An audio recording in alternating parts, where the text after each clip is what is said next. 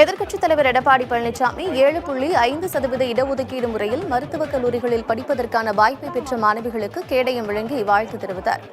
நிலையில் பல்வேறு நிகழ்ச்சிகளில் எதிர்க்கட்சித் தலைவர் பங்கேற்றார். அப்போது ஒரு 7.5% இடஒதுக்கீடு மூலம் பலன் பெற்றவர்கள் எடப்பாடி பழனிசாமியை நேரில் சந்தித்து நன்றி தெரிவித்தனர்.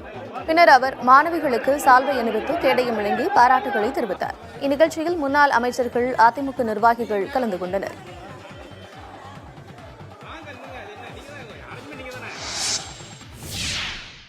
எங்க அப்பா ஆட்டோ ஓட்டுறாங்க.